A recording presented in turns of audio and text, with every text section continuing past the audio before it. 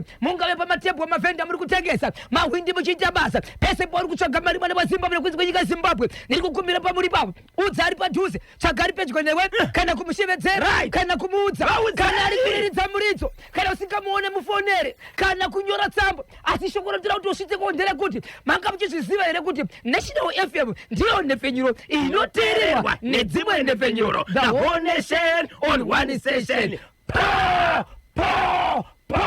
Rikiti vu makavabatireko nhasi baba ndine nyaya inosuwisa iri mukati menzvimbo inonzi Stone Ridge Chireya yeah okay pamwe ndichada kukanganisa kuti Stone Ridge kuchireya. all right mukoma KB vanhu vari kugunun'una neimwe nyaya yekuti kana vachikwanisa kupinda pamhepo vanogona kuzvitaurira vega vachiti tinoziva kuti nyika ine mutemo asi zvaine mutemo kwakaiswa mapuka nemapuka kuti ava ndio makoshi emabhora aya machifi aya masabhuku aya maloya avanotonga dzinyaya vamwe nevamwe vari kubasa kwavo veeducation vakamira vari ikoko zvichira nekuti ukaita nyaya ipi unoenda ikoko asi vane one nyaya vari kuchemana mukaenda paWhatsApp channel yedu yeNational FM munoona zvimwe zviripo vanoda kunzwa neni chiteerere nyaya ndinayo pano ichokwadi muri yeZimbabwe ndirimo ndiri mukati mekufamba mukati menzvimbo yakati yeguta reHarare yandiri kutaura panguva ino vakawanda vari mukati mekuchema mukati mekupinda vanotaura vachiti mashoko boshongora tiripo tiri kuchema nekuti tapararirwa nevana mukati menzvimbo yandiri kutaura yeStone Ridge muri yeZimbabwe ine kereke inopindwa iri imomo asi kereke iyi inonamata icha zvichiprofita ichiita zvemoya mutsvene mukati menzvimbo iyi kune vanhu vanga vachitevera kereke iyi vachinamata vari mukati mekereke iyi asi pazvakatangira muri yeZimbabwe zvave nemakore asi patanga nyaya iyi vanhu vakatoboida kudomwa utungamiri kuburikidza nemapurisa kuburikidza nekumakoti nyaya ichienda iyi asi kutaura kune kwatiri kuenda nezuro zvakare zvokare yakadzokorodzika zvakare nyaya inge ichiri kumapurisa yange iri kumadzikoti edzimhosva munhu akapiwa bheo achidzoka asi ndira kutaura pakutanga kwayo chii chakaitika kusvika pazuva ranhasi chakaitika baba Isabel mhuri yeZimbabwe kune mhuri iri kuti vanga vachinamata kereke vachinamata kereke kudaro mwana wavo ave ne19 years izvezvi mwana uyu akanzi nemuprofita mukuru wekereke tiri kukumbira kuti mwana wenyu pane munamato wandamubatira asi munamato wandabatira mwana uyu wakaoma zvandiri kuda pamwana uyu ndezvekuti mwana uyu pamunamato oda kumupa unoda kuti uitwe kumanheru saka ndichatora mwana uyu nekuti munamato wandabatira mwana uyu unoitwa manheru saka ndichatora mwana uyu ndoenda naye unorara kumba kwangu mwanai uyu mwana komana nguva iyi anga ane 14 years all right so mwana uyu panguva iyi muprofita uyu anga asina mukadzi vanoti ivo hazvina kunditorera nguva kana kusvika kana kuvhunuka chikonzero ndiye mukuru wekereke ende kumba kwake kwaigara kuine vana vanga vane nguva yakareba sei vachipinda chechi anotora nguva yekuti vanga vane nguva yakaita sei asi ndikukereke kwavaipinda ende hazvina kuvavhundusa nekuti kukereke kuna muprofita kwaitomboenda umwe vamwe vana mwana akaenda kubva ari 14 years 15 years 16 years achiitirwa munamato achiita sei vana vachichinjana kuenda ikoko iko zvinozvo ane 19 years mwana aiti kana kagara vari mumba haagari nevamwe anoenda murumu make ndo maanogara ari pafoni yake ezvo mwana ane ndangariro nemamwe mashoko aanawo kuti pese pandinonzi munamato paya mama unomboziva here munamato wandikanzi ndinoita kana vababa vangu but ndine mashoko andakaudzwe kuti ini ndinofanira kuti ndife ndikaudzwa mashoko aya ndoita sei apa mwana ari kudzani mupfungwa dzake all right kusvikira azotaura manje arwara mwana akati baba namai regai ndikudzi pamakati ndiri kumunamato paya manga musingazivi munamato wandaitiwa zvandakutaura pana pakurwara kwandiri kuita chikonzero maendeko ndikwakati mukaenda ndikwakati ndikaiswa padripi ndikanzi handichisina ruwa pandiri kurwara but regai ndikudziye pazvakatangira paya pandakanzi munamato paya namuprofeti ndakaenda kumba kuprofeti munamato wandainoitwa ndeuyu Zimbabwe ndoda kutaura shona yataurwa naamai ava mai ava vasiriwo voga ndazobatwa nevamwe mai zvakare ndokubatwa nevamwe mai zvakare okay ndokunodusvitsa mumaoko makansera ne vamwe vasida kuenda kupolisi vakaitirwa mwana izvozvo ndokubva wapiwa motokari yekuvhara muromo naprofeti. Inzwai Zimbabwe, mwana uyo akuudza amai vake nababa vake kuti munamato wainoitiswa. Anoti munamato nde ndaitanga ndaipiwa mutezo wa profeti sezamo. Ndaipiwa mutezo wakavanzika wa profeti sezamo. Ndotanga kuyama. Ndiri mukati mekuyama profeti vaibatidza kendro voisa kumberi kwangu. Votora phone voseta alarm. Votanga kundita mudzimai. Pavanondita mudzimai ndinotanga ndati sei ndapiwa zamo iri. Vobatidza kendro, votora phone, vobatidza alarm. Vobata alarm vochiteka kundita mudzimai. Nguva yanikachita mudzimai ndinenge ndakatarisa kumberi kwekendro ndobva ndanzi namata zvese zvauri kuda wakatarisa kendro uko wachita mudzimai. Alarm painorira wobvonzi munamati wapera zvese zvapedzwa. Alarm iyi inenge yakasetwa kwenguva yakareba sei? Hatozidi aiti chaizwa chikuti kana ikangorira chete aitoziva kuti zvinoreva kuti zvatiri kuita panapa zvaita sei zvapera. Zvadaro mwana uyo achiuya kuchechi anoti ndaisabvumira kunogara kune vamwe vana. Ndiye aipiwa tsvimbo nokumhanya nemvura. Kana mashoko ekuti profeti kana vachitaura shoko ndiye anenge achita sei achiturikira ari mukati mekereke. Mai nababa vaitora sekuti mwana wavo ndo zvaari kuitwa izvi. Wokutanga vakaenda kumapurisa vakati nyaya iyi ndokubva vaenda kwakansela. Vaende kwakansela pavakasvika nyaya yatora kwakansela, kansela vakadana muprofita uyu ndokumubvunza achibva abvuma. Vanhu vakasvika pakutaurirana, munhu akapatirwa mota. Ndokubva kwaita wapiri nyaya ndokubva yaenda kumapurisa, mukomana achibva abatwa ndokuenda kumateredza edzimhosva ndokunopiwa bheo achibva adzoka. Ende anotaura mashoko ekuti kunyange makandisungisa mukaramba kuti kupei chinhu matoita losi nokuti pandinoenda kumberi ndinodzoka. Ende chokwadi anodzoka.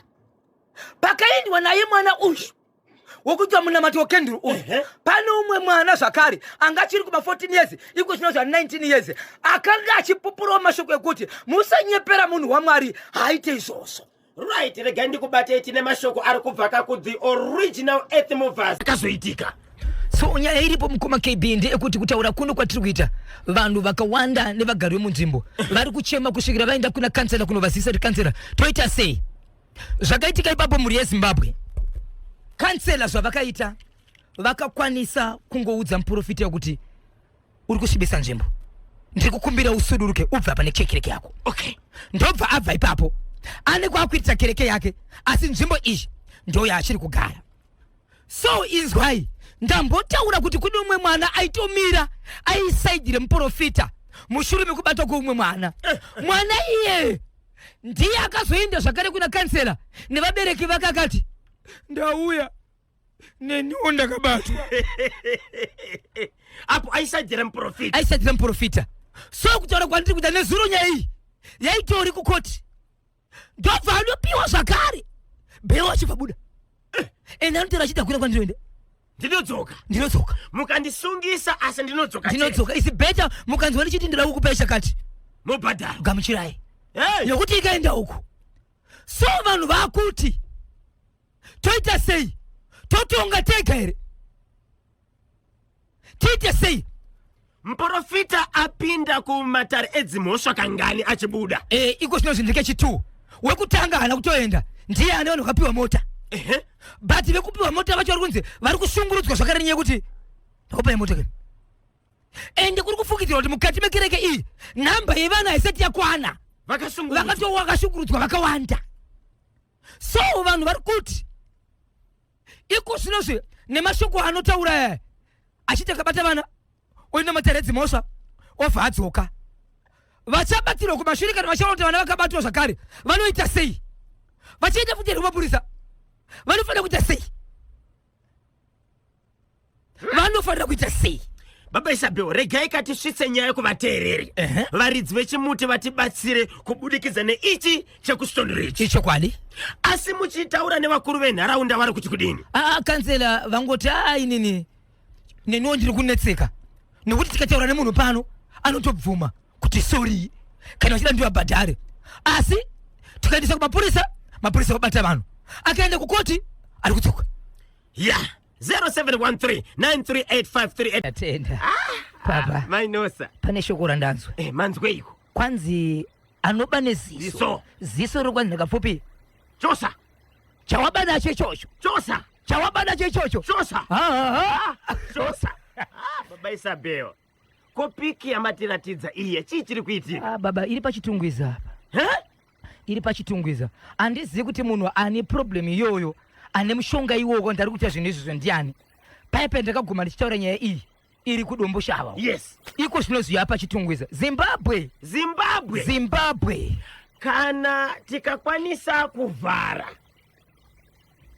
kuitira kuti pikicha iyi ikwanise kupostwa pachannel. Hauitarisa kaviri. Murume apera kuita kunyunguduka, kudieka. Regai tipinde muchirongwa boshongora segment part 2 tichikosverwa nevasawira vedu vePremier Tobacco Auction Floors. Ichokwadi muri yeZimbabwe ndine nyaya yakaitika mukati menzvimbo yandiri kushevedzera kuti Masvingo. Mukati menzvimbo yekuMasvingo muri yeZimbabwe yandiri kutaura pana pazuva ranhasi inyaya dzinosuvisa dzinovhundutsa nekutyisa zvakare. Mukati menzvimbo yekuMasvingo kune murume ane makore 44 years dzekuberekwa. Murume uyu akaita akaroora vakadzi vanokwana kuti asvika 4 ane musha wakanaka ndokuvaka mune zvakanaka. Ichokwadi muri yeZimbabwe muchisvika pagedhi munonyatsoratidza kuti pano masvika pamba pane vanhu uyezve kana pasina mukadzi anotsvaira ega kunosvika kugedhi munotoona achikorobha nekuita sezvinoitwa nevakadzi kutowasha maketeni pamba pake but parusevha. Zvadaro muri yeZimbabwe ndati ani 40 nemana 44 years dzekuberekwa. Murume uyu akaita vakadzi vanokwana kuita 4 but vese vakadzi vakaenda ende vanambusiya mwana. Zvadaro inzwai muri yeZimbabwe. Murume uyu vakadzi vese vakaenda vaenda kudaro kumba kwehama yake kwakarwara mwana ane 17 years anove mwanakomana. Arwara mwana ane 17 years uyu akazofa kuri kuma9 kuseni. Afa ari pamba vanhu vakati nyaya ngairipotwe. Yaripotwa munhu anofanira kutakurwa achiendeswa kupi? Kumochari. Pachibuda nyaya yekunzi munhu akafa nei ofaitwa postmortem. Inzwa muri yeZimbabwe apa kuma9 vari mukati mekufambisa matsamba nemapepazi kuma past 2 munhu angatokanganisika, munhu akutoora, munhu akutomhanya nhunzi, makonye akutoerera kuita unge mutumbi wagarisa. Vanhu vari mumba vakuru vakagara mune chitunha vakamirira kuti pachasvika mapurisa mutumbi uchazotorwa uchiendawa kupostmortem. Vanhu vakaungana vari mumba imomo. Murume wandiri kutaura uyu ane 44 years uyu. Hei Masvingo, fambai neni. Chimuti ndechevanhu. Chimuti chinosvika kuvanhu. Nyaya dzichibva kuvanhu. 0713-938-538. Ibatai Masvingo. Inzwa Zimbabwe.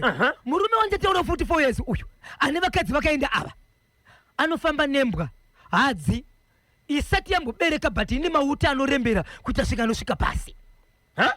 Achifamba pese paanenge ari akaenda kurufu akaenda kumunda mukamuona achitsvaira baba pake mukamuona achiwacha imbwa inenge iri pasaidi pake ichibuditsa rute yakabuditsa rurimi but ine mauta. Tenyoroshuri penifo wakachwemba kemirikirasha.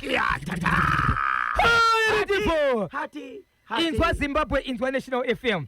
Zvadaro mukoma KB. Nguva vanhu vaizoti vakaona imbwa iyi vatoona munhu uyu. Vakaona munhu uyu vatoona imbwa iyi. Murume uyu akaenda kunokwira bhazi achienda somewhere kana kuti ari kuenda kuMasvingo kudhorobha. Imbwa iyi inomutevera yosvika pabus stop yobva yarara. Akakwira bhazi inosara yakarara ipapo. Paanodzika bhazi achidzoka vobva vaenda komba. Uyezve murume uyu akapika akati kwandinoenda ndirare ndofanira kutodzoka. Zviri nani ndinonoke but ndadzoka because inini nembwa yangu tinofanira kunorara kumba. Vanhu musafuka kuti takaromba asi kuti nembwa yangu tinowirirana. Zvakazoitika ndezvekuti vanhu vari parufu murume uyu haana kuonekwa kuti ari kupi ende murume haana kusvika parufu. Imbwa yakangoerekana yasvika yega.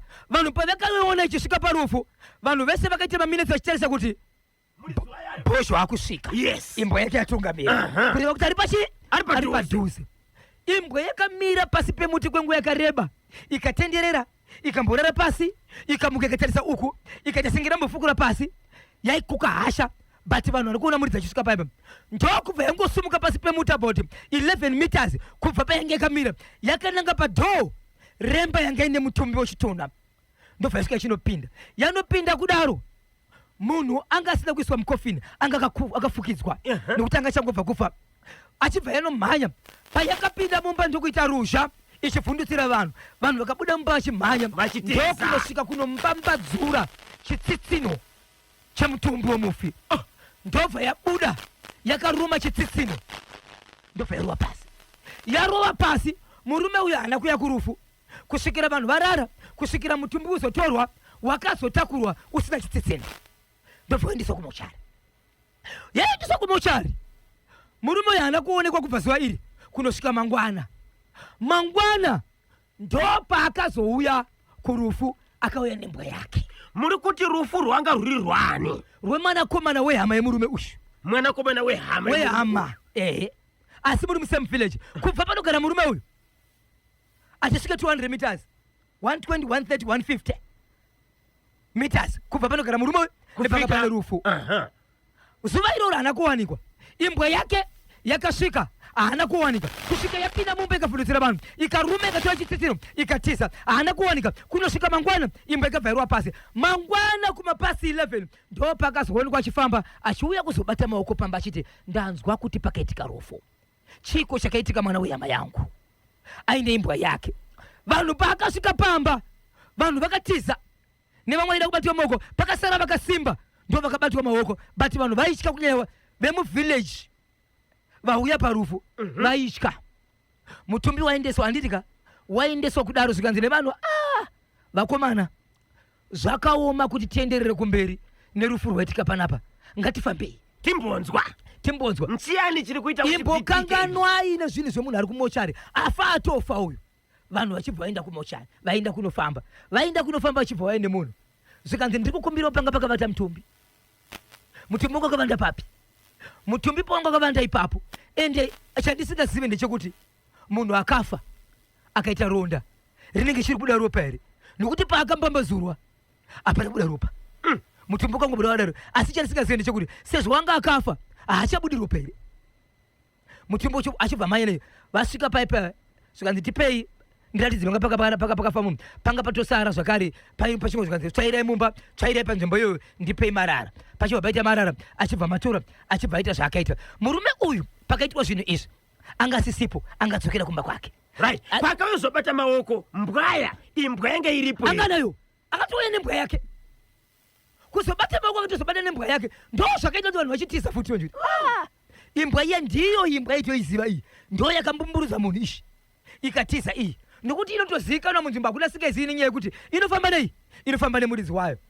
Achibva abata maoko achibva aenda mangwana vanhu vachibva vauya vachibva aita chikaranga chavo aita chikaranga chavo murume uyo ari kumba kwake apinda mumba vanhu vakazonzwa ari mukati mekuchema ari mumba achiti ndiri kurumwa imbwa yangu yandiruma vanhu kuti vasvike padhuze vaitya vanhu so munhu yakaita zuva rese akarara akadaro vanhu vachichema vamwe vakati endai kumapurisa vakomana munotaura kuti ndo zviripo zvikanzi anosvika pamba ipapa ndiani zvakaitwa nembwa munoita sei munozviziva. So pakaitika zvinhu zvakauzwa chinzizo imbwa yakaruma munhu pane zvamunofanira kuti muone nokuti zviri pachena zvenyu zvikutsvaka chiprofita kana chinganga kungotsvaga zvenyu nenyaya yekuti hamuna zvamunokwanisa kuenda but munhu wese nemaziso ari kuona zvakaitika. So pane mukadzi waakamboroora inove number 2 pavakadzi 4. Mukadzi iye ndiye akati kuhama dzemurume uyu veduwei pavakadzi vese vakagara nemurume uyu vakaenda pane mukadzi akambotaura nemeri akambokuudzai kuti sei vanhu vakabva apa pairorwa vachitiza zvikanzi hapana zvikanzi munoregera munhu akafa uyu asati apupura zvinhu zvainazvo vakomana munosara mukapera imi garai nini pasi zvakanaka ndipei mombe muroora ndipei mombe handisiri muroora wenyu ndine chivindi chokuenda kunopinda mumbamu because zvimwe zvezvikama zvemurume uyu ndinozviziva ndinozviziva vanhu vachibva kuti pari kuitika zvese izvi mushakabvu avigwa here? Aiwa vari kuboshari vakati hatiri chetinogona kuita vakomanaka tiri parufu apa tichiviga munhu tinogona kurumwa pano. Ngatitangei kutsvaga chinhu izvi. Mukadzi uyu svikadzi nomubatsiri uyu apindwa nemhepo chaiyo. Mukadzi uyu zvaari kutaura muteverei, fambidzanai naye. Ndobvanzi mombe ndiye akaenda kunopinda mumba achinosvika achiombera nemutupo achimira padhoo. Imbwa iyeyi kwayakatanga kubudisa rurimi kudayo ikatambisa muswe ndobva yavhura padhoo kubva pasaidi kuenda pasaidi. Kwete zvaitika kuti ikaona vanhu zviro vari kurati iri kure kuenda pasaidi. Mukadzi achibva apinda ndiye akaburitsa murume uyu mumba akati beukabai wabatsirai munhu uyu. Munhu aendeswa kuchipatara. Munhu achibva aendeswa kuchipatara aendeswa kuchipatara. Murume uyu achibva ataura mashoko ekunzi nemubatsiri, hama yangu ava ndidzo hama dzako idzi ndo vanofanira kuti vakubatsire. Unofanira kuti upupurewe ende kupupura kwauri kuita unotoziva kuti chichaitika. Achibva ataura mashoko ekuti ichokwadi ndichipedza kupupura ndinogona kufa. Zvikanzi usati ndinogona chikonzero unotoziva zvinoitika. Zvikanzi ndinofa. Zvikanzi taura zvaunoda kutora. Dzimwe dzenguva ukapupura unogona kurarama. Zvikanzi regai ndikuzivisei, vakadzi vehama dzangu dzese anonzi hama chete. Kana ndichitaura hama ndiri kutaura ropa vese. Inini pachangu handina kuita mwana nokuti vakadzi vandairoora vachigara navo panapa vaisava vakadzi vangu but vaive vakadzi vembwa izvi. Imi ndimuri kuona kuti imbwa iyi hadzi haisi hadzi. Inini kwandiri inini ndo mukadzi wangu uyu, asi inini vakadzi vese vehama ndiye murume wenyu. Imbwa iyi yaita vakadzi ava vakadzi vewevatakadzi nevakadzi vehama dzangu vese madzimai imbwa izvi. Saka imbwa iyi ine basa raindiitira. That's why ndaisakwanisa kugara pana pane mukadzi nokuti mukadzi inini vakadzi vangu mukadzi wangu imbwa then imbwa iyi yaitora vakadzi ava ndo vaiti vakadzi nechi nembwa izvi. Wo zvikanzi ko mwana uyu wamuurayire. Zvikanzi mwana uyu ndine kwandakafamba naye akatondiona inini pachangu ndine zvandaita nembwa izvi ndo nyaya yafira.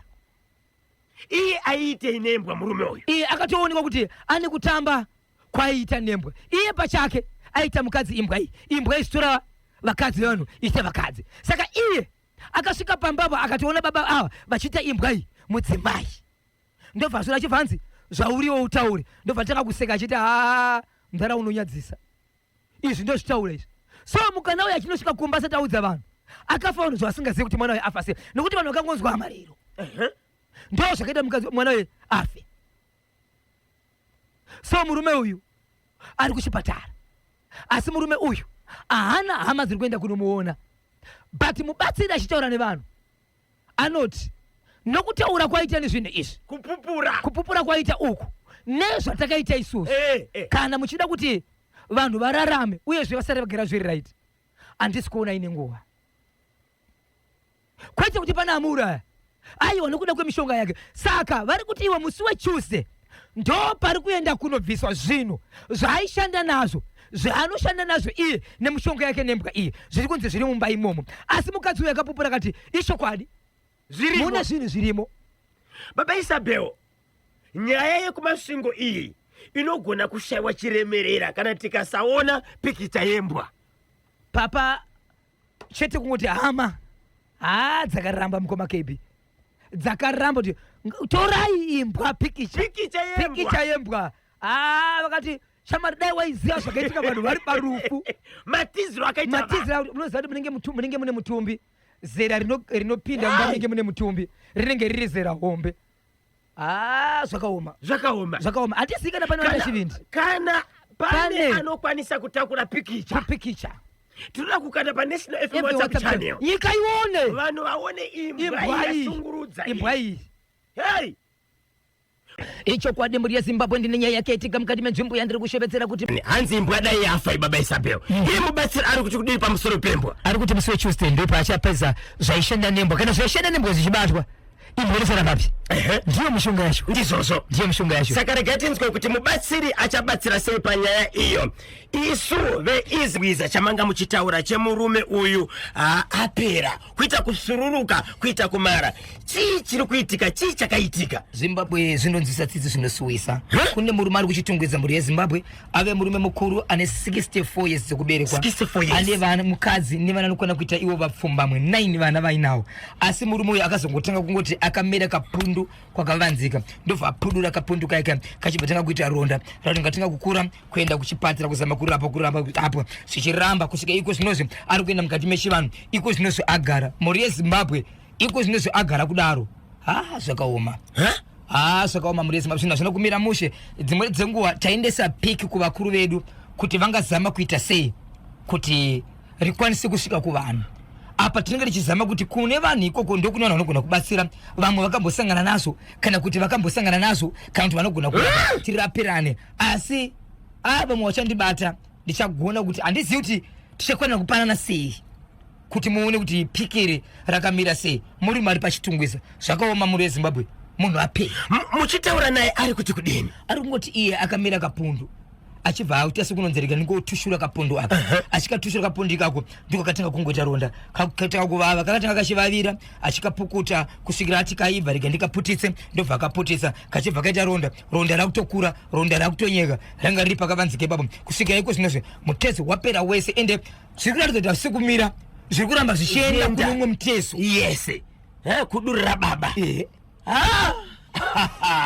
Hapana here mudzimai waakashereketa naye? Iye ari kutaura achiti ndine mudzimai wangu wani yeye ndisingazive semurume semunhu aingofamba asi ndikada kurangarira kuti ndepapi chapandakasangana nazvo izvo wandinoziva wandaitamba naye chaizvo mudzimai ari mumba. Mukatarisa mhuri yangu ine kuratidza kuti ndaisabuda mumba mangu chikonzero ndine vana vapfumbamwe 9. Kuchipatara hapana zvabuda? Hapana zvabuda. Ko kuchivanhu nemaprofita ari kunzi hapana chabuda zvokuti iko zvinozvi kana kune acharapa ronda asi mutezo hapachisina. Taedza kuendesa kakune vanhu vanoposta pachannel kuti vanokwanisa here kuposta muonewo zvatiri kutaura. Hazvikwanisiki mhuri yeZimbabwe. Titendereka tipinde muchitoro. Kakazoputuka kuenda kuchipatara kupiwa mishonga kubvako kuenda kuchivanhu kusvika nhasi asvika pastage yasvika. Zimbabwe zvatiri kutaura nezvazvo kana usina kuona pikicha unofunga kuti idambe. Pakaipa. Mukumbuka kuti banga tiri kusenzeka. Zvino mukushanda mune mitemo yekuti kune zvimwe zvinhu zvisingatumiriki. Right. But mukufamba muchazviona. Muchazviona. Pakaipa. Pane zvekare kanyaya iri kutenderera yokuti pana pasta wekuKenya uyo ari kushedzera kakuti pasi rose the world will end on 2nd of August 2025. Nhasi date chi? Nhasi 17 July. Saka sana chi? Muri kuda here kuona chiso chapasta ndi prophet ndi pasta but ndiri kuona ka Rastafarian vane umpepo wendebo. Totumira here picture yacho pa National FM WhatsApp channel. Right, gara wajoina pa 0713938538. Gweja mishonga iri wari chitota asabude. Gweja kuti even kukoti kwacho hasi kushandisa nhombo here? Ndizvo soka mazano pa nhombo dzacho dzinenge dzimboshanda zvese nokumishonga dziriko. Manje kana zvakadaro tikachinja koti kubva Harare toenda kuchitungwiza kuti toenda kwaRusape vakashandisirwa nhombo anongobuda chete.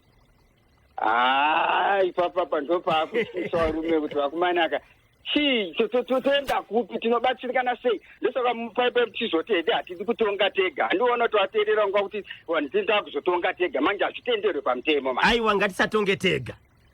Handisandi kungoti dai pangochinjwa koti kana tokochinja koti wonzoti nyaya chinotonga sei kana kutoendesa kune magweta makuru chaivo. Aiwa tingurire nyaya iri chitika panapa. Tinotende. Hello. Ainosa ari bomuri sei? Zviri sei seko mainosa tibatsirei tinzwe. Apupa akatanzi munhu akaba neziso tinotora ziso toisa mukapu kana ukarepa woita sei? Kuteme wadi kupinizwa nayo. Mainosa ukazwa makuhwa nenzeve woita sei? Ndinowatina vanaguta. Maita sei?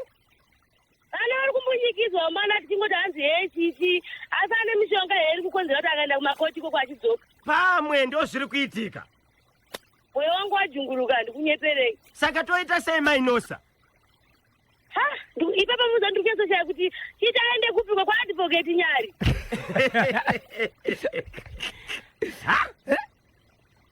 Amen. Aiwa ndarwadziwa chokwadi handikunyeperei nekuti vabereki vari kushungurudzirwa vana. Iyo chechi vachiramba vachingoenda chete kwava kuda machechi vari kuti kuenda machechi ane mazita anozivikanwa. Pamwe handisi kungoti kuzivikanwa kana vakafuwirirwa pamwe vakatovharwa vabereki ava. Ndokuramba vachivharika kwavari kuita vachishandisirwa satanism. Ndoinonzi satanism iyoyo. Murume uyu haakodzere kugara kunogara vanhu. Aiwa haana kodzero kana nanawadze muri koko kusoni riji kokoyo ine machechi aya. Munovhundutsa vanhu mainosa. Aiwa andarwadziwa inini mutemo ukapiwa kwandiri kuti chokwadi vanhu vanopera aita mhosa vese nomutonganidza zviri. Regai tinzwe advocate Nyari kuti panyaya yakadaro vanofanira kuita sei vabereki. Bvunza advocate Nyari ndivanopedza masikoti tizive kuti chaita sei vedu nekuti atambura nevanhu vemachechi ava. Tinotenda mainosa. Aiwa toimba inofanira kufa nekuti toda kuchengetedza upenyu hwevanhu. Aichokwadi.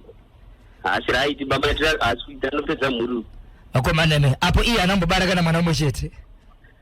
Saka anoda kutamudza vanhu dai akazvara vake achiuraya vake. Vadzise vaviri vatatu mukurudzirwa ndavamwe. eka Tenda mukoma wedu. Iripo. Nice one. Pane vangu vachitsvaga kanhamba dzemubatsiri wekumasvingo. ichokwadi muri yeZimbabwe kune vanga vachitsvaka nhamba idzi handitika nhamba ndadziwana vanga vachitsvaka vanhu ndakachizama kuti nditange ndataura nemunhu kuti akwanise kunditendera kuti atipe nhamba dzachona but abvuma kuita se abvuma kundipa nhamba dzacho dzinoti idzo 07 dzinoti idzo 0776 838 0776 838 443 0776 838 443 0776 838 443 0776 838 443 25 minutes